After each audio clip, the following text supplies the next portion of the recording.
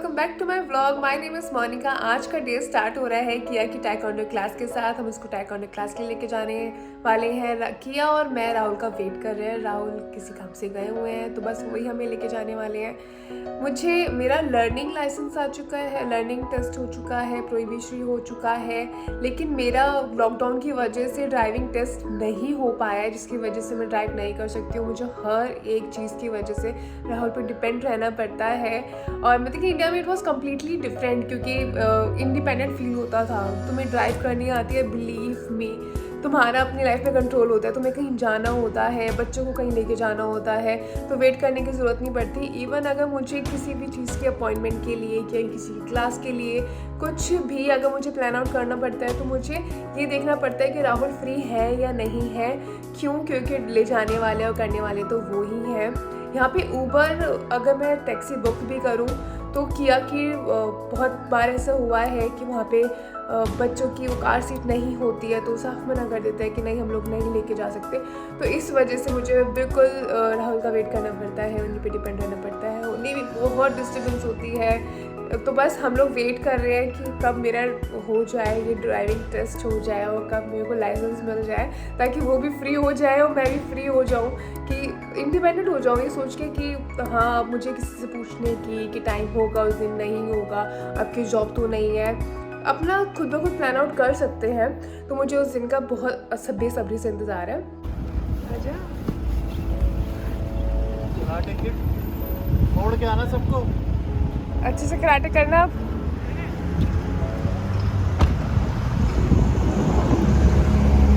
यहाँ पे क्या क्या होती है? कराटे क्लास, और एवरी ट्यूसडे होती है। हाँ चलो फिर। आई गेस आपने अपने स्लीपर्स निकालने हैं। कहाँ निकालने हैं? चलो अंदर।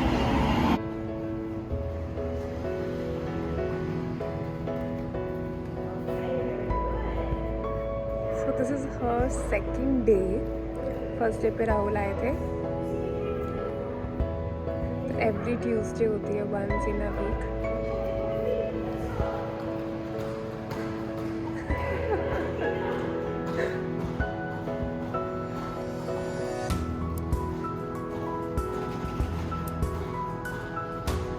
So and this is the place.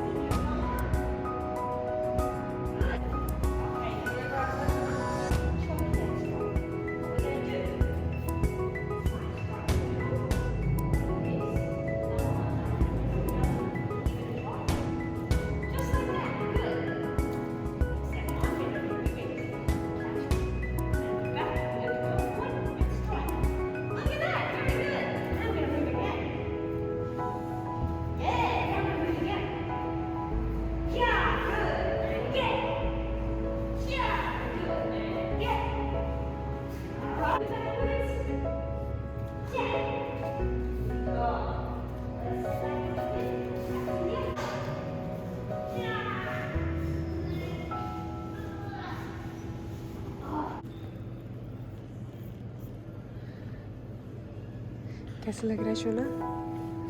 बेबू सुनोगी नहीं? कैसे लग रहा है आपको? अच्छा लग रहा है? Okay go.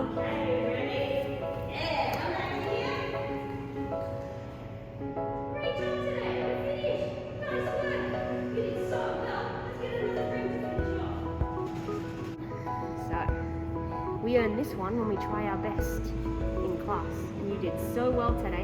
You were trying hard, your key ups were very good, so you have earned this on your belt. Wow. Very good job. Thumbs up. Great job today. Well done. Feet together. Say yep. And yep. Excellent work. Good job today, Kyra. फिर और क्या चाहिए आपको? क्या चाहिए? Chocolate cupcakes. ये Tuesday को ना राहुल ने फिक्स करा हुआ है कि इसी क्लास के बाद इसको चॉकलेट कपकेक्स मिलेंगे। डेकोरेशन के लिए आ गई है, बहुत ब्यूटीफुल चीज़ें। आपको दिखाती हूँ सबसे अच्छा मुझे क्या लगा। This doll so beautiful and look at it.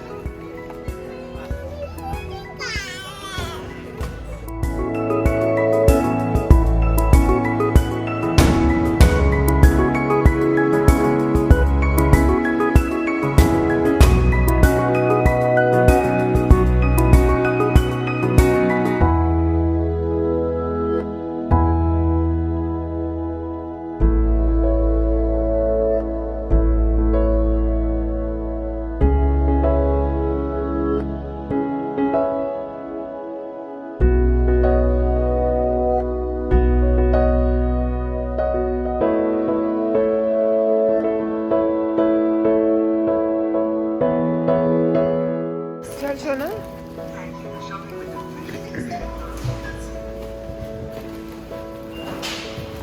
कर दो हेलो।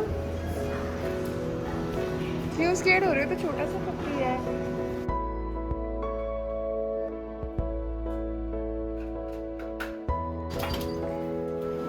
Thank you.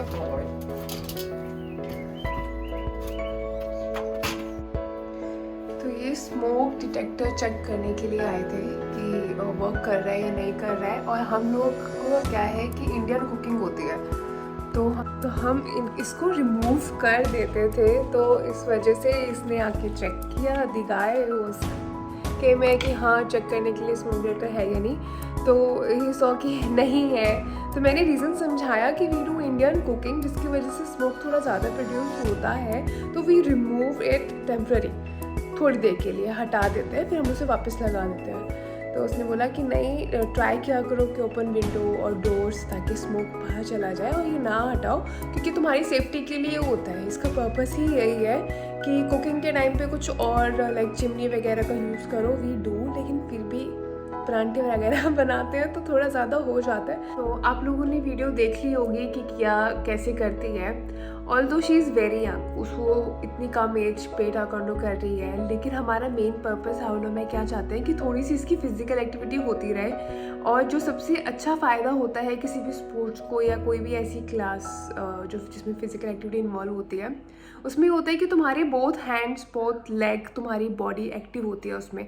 समटाइम्स होता है कि तुम हैबिचुअल होते हो अपनी एक ही हैंड को यूज़ करने के, या फिर किसी एक ही लेग पे, लाइक किसी को हैबिट होती है एक लेग पे स्टैंड होना, एक को ज़्यादा यूज़ करना, और ये हैबिचुअल होता है, तुम्हें नोटिस नहीं होता कि तुम्हारी राइट हैंड साइड की बॉडी ज़्यादा एक्टिव होती है, यूज़ हो रही होती है, लेफ्ट कम हो रही होती है, विच आई हैव नोटिस्ड। और मैंने ये थोड़ी सी स्टडी करी है, तो बच्चों के लिए करना पड़ता है ताकि ये रहे कि हाँ वी आर डूइंग जस्टिस उनकी लाइफ के साथ, कि उन्हें इस टाइम पे जैसा होना चाहिए क्या वैसे ही है।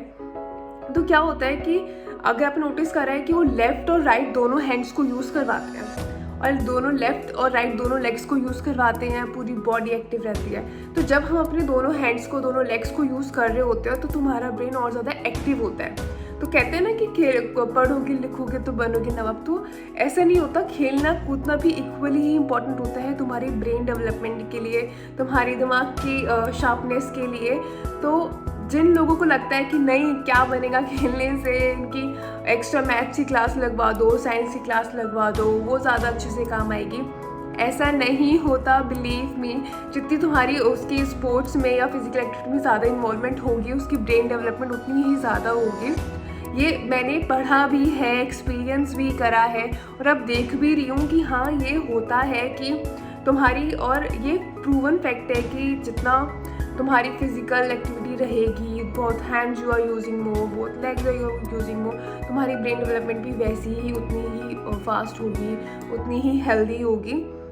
तो आई बिलीव, इसलिए अगर आपको लगता है कि नहीं नहीं नहीं, तो प्लीज़ ऐसा नहीं है। कोई ना कोई स्पोर्ट्स ज्वाइन करवाओ।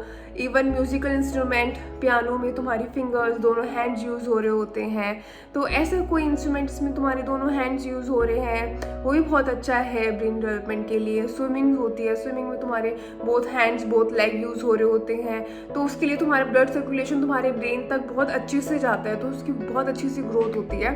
तो this is what I believe.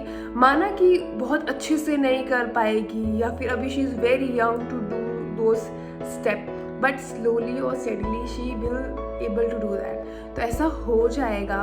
इसलिए अपने बच्चे पे भी मतलब कि मैं यही बोलूँगी थोड़ा फिजिकल में ज़्यादा इन्वॉल्वमेंट दो, क्योंकि यहाँ क्या होता है कि राहुल होते ही नहीं है, राहुल होते हैं तो किया के साथ थोड़ा सा खेल लेते हैं, प्ले कर लेते हैं। मैं नहीं कर पाती हूँ, बहुत सारे रीजंस की वजह से मैं नहीं कर पाती हूँ, तो इसलिए हम लोगों ने ये सोचा है कि क्यों ना हम लोग ऐसी क्लासेस वगैरह उसको ज्वाइन करा दें। तो सबसे अच्छी बात ये है कि फाइनली यहाँ पे समर स्टार्ट हो गई है, गर्मी आ गई है। और 2 मंथ्स की ही होती है, जनवरी नहीं दिसंबर टू जनवरी होती है। फरवरी और नवंबर में थोड़ी थोड़ी सी ही होती है, लेकिन ज़्यादातर जो अच्छे से गर्मी आती है, स्वेटिंग वाली गर्मी, वो होती है दिसंबर और जनवरी की। तो जो लोग यहाँ पे शिफ्ट होने वाले हैं, आना चाहते हैं या आ गए हैं, उन्हें वेदर समझ नहीं आ रहा है कि यहाँ का वेदर है क्या, तो मैं बताती हूँ, क्योंकि ये हमारी फर्स्ट समर्स है, तो मैं बताती हूँ यहाँ का वेदर है क्या। यहाँ पे जब इंडिया में सर्दी होती है, यहाँ गर्मी होती है। जब इंडिया में गर्मी होती है तो यहाँ ठंड होती है, लेकिन यहाँ पे ठंड 8 to 9 मंथ्स की होती है। और रेनी सीज़न, बारिश तो पूरे साल ही रहती है, विंड बहुत ज़्यादा जो हवा चलती है वो पूरे साल ही होती है। तो इसलिए अपने आप इतना ज़्यादा कंफ्यूज मत हो कि क्या विंटर्स का ज़्यादा लें या समर्स का ज़्यादा लें, क्या चीज़ पैक करें क्या नहीं।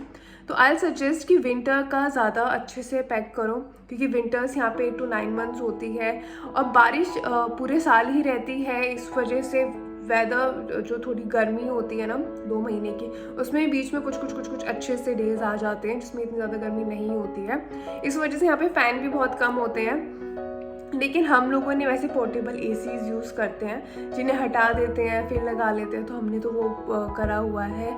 और ये किया का फर्स्ट वेदर चेंज हुआ है, तो किया को थोड़ी सी स्किन प्रॉब्लम भी हो रही है, और इंडिया में नहीं होती थी वेदर चेंज होने की वजह से।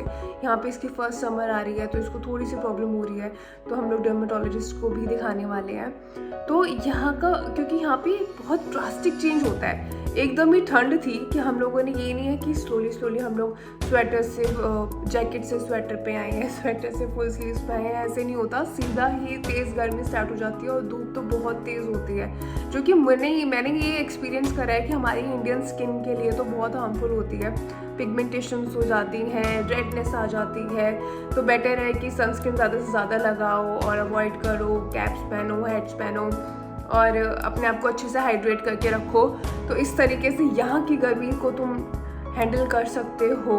और ऐसा नहीं है कि वहाँ पे भी, तो मैंने भी ये सोचा कि यार वहाँ पे भी तो गर्मियाँ आई थी बहुत बार, किया ने एक्सपीरियंस करा है, लेकिन यहाँ पे कि उसको ये स्किन वाली प्रॉब्लम हो रही है, क्योंकि यहाँ पे बहुत ड्रास्टिक चेंज आता है, एकदम ही वेदर बहुत ड्रास्टिकली चेंज होता है कि बिल्कुल ठंड थी 2 दिन पहले से एकदम ही बहुत ज़्यादा गर्मी आ गई है। तो इस वजह से ये रीज़न हो सकता है कि क्या आपको थोड़ी सी स्किन प्रॉब्लम हो रही है, और यहाँ पे थोड़ी सी स्किन प्रॉब्लम रहती है कॉमनली। मैंने भी एक्सपीरियंस करा है कि मेरी स्किन में भी, और जबकि मैंने इंडिया से आते टाइम ये सोचा था कि यार वहाँ का वेदर बहुत अच्छा होगा, हवा पानी बहुत अच्छा है, मेरी स्किन है, सब कुछ बहुत अच्छे रहेंगे, लेकिन ऐसा नहीं है। यहाँ पे ठंड ज़्यादा है, हवा है, विंडी है, जो भी रीज़न है, लेकिन स्किन और हेयर थोड़ा सा तुम्हें अच्छे से ध्यान रखना पड़ता है। ये उन लोगों के लिए है जो यहाँ आने का सोच रहे हैं, प्लान कर रहे हैं या आ चुके हैं और उन्हें ऐसी प्रॉब्लम हो रही है। तो ये सभी के साथ है, ये स्किन और हेयर वाली ये सभी के साथ ही होती है। हाँ, यहाँ पे है थोड़ी दिक्कत, तो तुम्हें समझना पड़ेगा कि तुम्हें अपनी स्किन का कैसे टेक केयर करना है यहाँ पे। Even for man and even for kids, उनके लिए भी सेम चीज़ ही है कि ये देखना पड़ेगा कैसे ध्यान रखना है।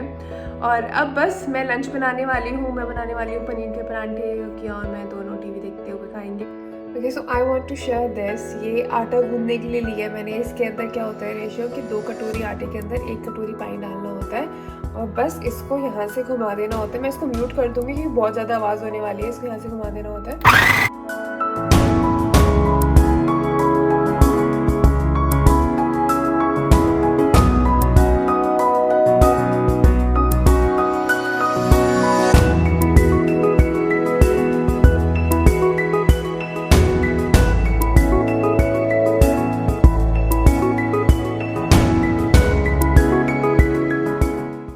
और बस 5 मिनट्स के अंदर अंदर ये आटा हो जाता है, बहुत ही अच्छे तरीके से हो जाता है। आई गेस ये इंडिया में भी most of the food processors के साथ ये अटैचमेंट्स होती है, लेकिन हम लोग बहुत कम यूज़ करते हैं। बट मैं आप लोगों को ये सजेस्ट करूँगी, ट्राई करो, यूज़ करके देखो, बहुत सही चीज़ है। इसके अंदर दाल का आटा और पालक मिला के बाद भी आटा कर सकते हो। अगर कुकीज़ डो करना है, किसी भी टाइप का डो हो सकता है, इसको ज़रूर ट्राई करना।